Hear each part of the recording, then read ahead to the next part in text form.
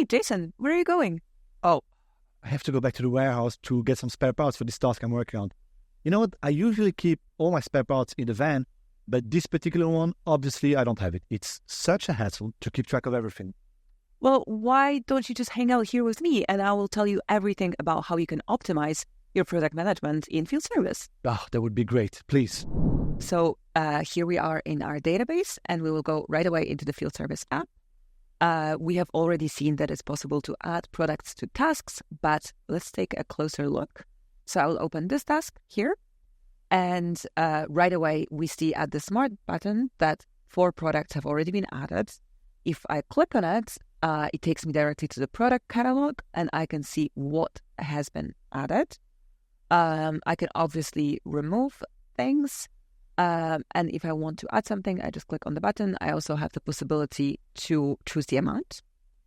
And one thing that I would like to point out here is that we can also see the on-hand amount. So here for the cooling element, for example, we see that we have 4 products in stock.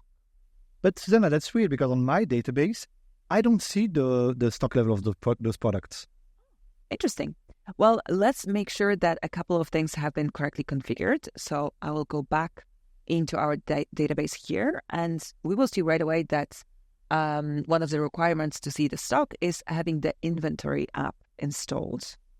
Obviously, this is installed here. And another thing that we want to make sure of is our products. So we will go into the sales application.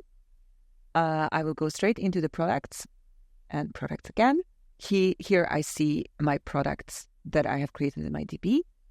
And let's say that we want to create a new one. So I will click on new product and we will call it, let's say that we need to add a grinder, because our vending machines actually have a grinder installed. So our customers can have freshly ground coffee whenever they want. Now, if we want to be able to see the stock levels, we need to configure our product as storable. So perhaps this is why it was not working in your database, Jason. And obviously, we'll also want to be aware of the quantity of the product. So there are a couple of ways of doing that. Here, we will just click on Update Quantity.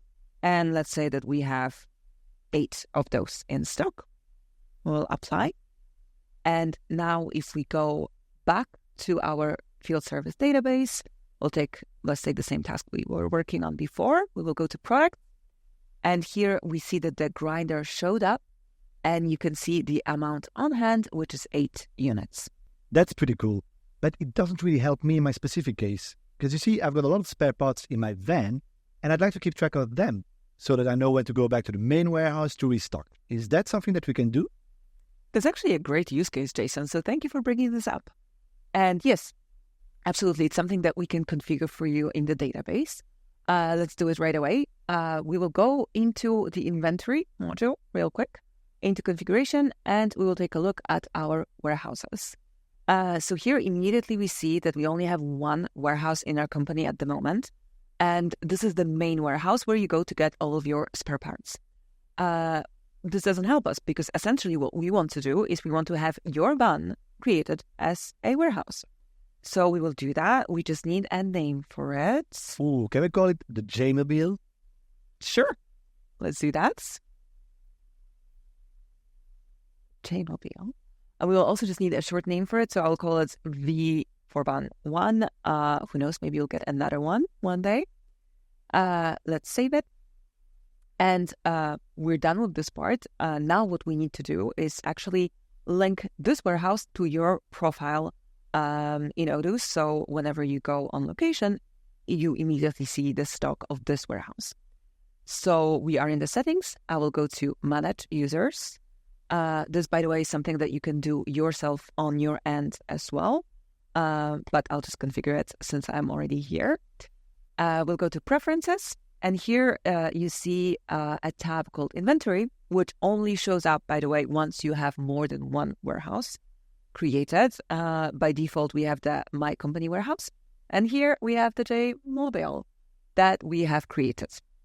I will save that. And we're basically done with the configuration. Let's just take one more look at our products in the sales app. So we make sure that we have some stock for you. Let's take a look at the temperature sensors, for example. And you see here, we have previously updated the quantity. Now that we have multiple warehouses, this has changed slightly since obviously we keep stock for more than one location now. So we can click on new. I will type V1 and your van immediately shows up here.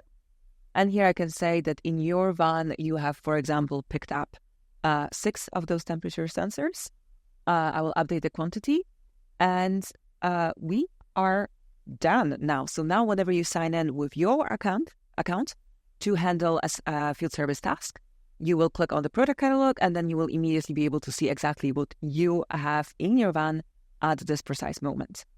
Now, one last thing that I would like to highlight is that once you are handling a field service task, the stock is updated as soon as the task is marked as done. So then the next task you handle, you see the amount of items that you have in stock displayed correctly. So that is it for today's video. Thank you so much for watching, and we will see you in the next one.